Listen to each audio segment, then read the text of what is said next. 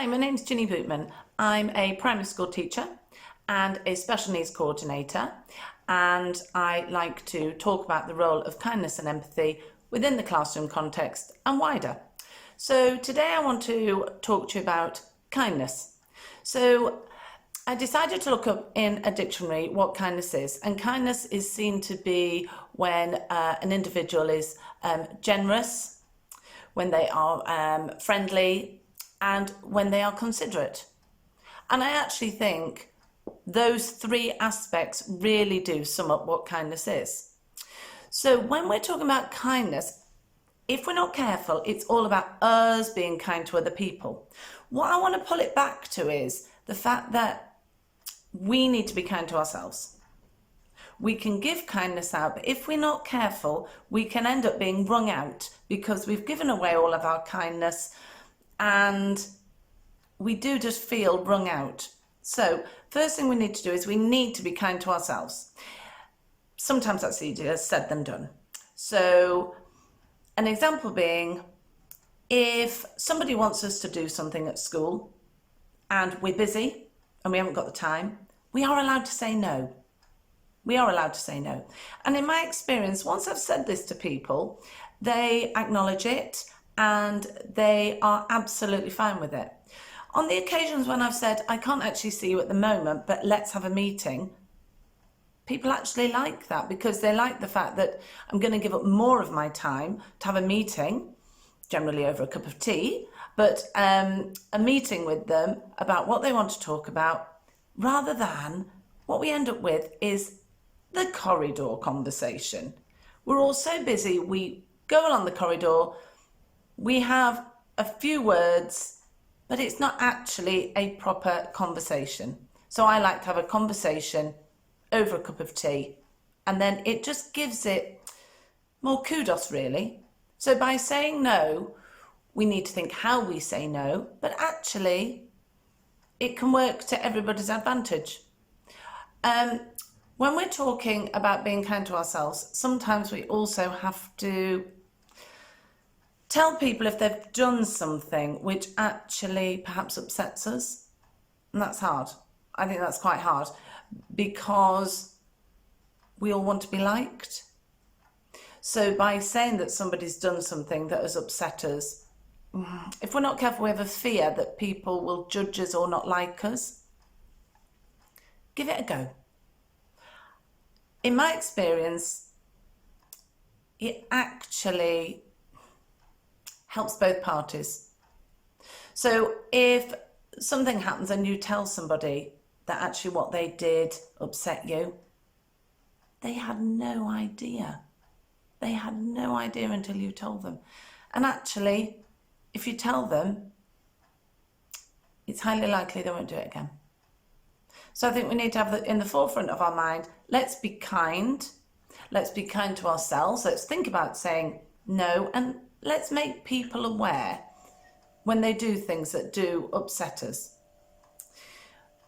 If we move on to kindness within the school context, I firmly believe and I strongly believe that we need to mirror kindness, we need to show kindness to others, like a drip effect. And when children see it around them,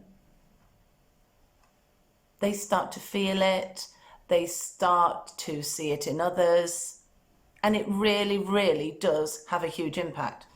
So, for example, the other day, a child came up to me and said that they were feeling hungry, and they asked if they could have a piece of fruit. So I said, yeah. I looked in the basket that we have of fruit, and I said, oh, we've got bananas or we've got tangerines. And the little face dropped. And the child said, oh, I really wanted an apple. So I said, oh. Then I said, oh, I know, I've got one in my bag. You can have mine. You can have mine, that's fine. So I gave the apple to the child. And then the child held the apple back, as if giving it back to me.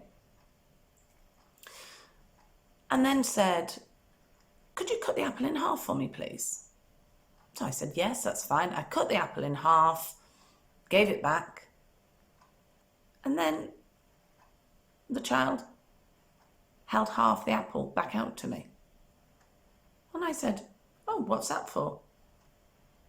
And the child said, "That was your apple. We need to share it." That is what I now call the apple of kindness. I can hand on heart say, that wouldn't have happened a year or two ago. But that child has been surrounded by kindness, shown kindness, had kindness mirrored, and has shown it back. Was the child being friendly? Yes. Was the child being generous? Definitely. Was the child being considerate? Yes. What was their intention? Maybe it was to be nice to me. It was my apple. They wanted to share it with me. I just think what a simple, brilliant show of kindness. Within the school context, and I suppose generally, I see the way that we help children learn kindness a bit like the way we teach tennis. So we help them hold the bat, we bounce the ball, we help them hit it over the net. If they can't do it to begin with, we help them again. We are like the ball boy, the ball girl. We pick the ball up, we bring it back to them. We don't expect them to be able to do an overhand serve without being taught. We just gently show them. Over and over again. We coach them daily. And then what happens? One day, like with the little boy in the apple, we see that ball go over the net. And do you know what? We see the ball come back. Hashtag kindness breeds kindness. Thank you.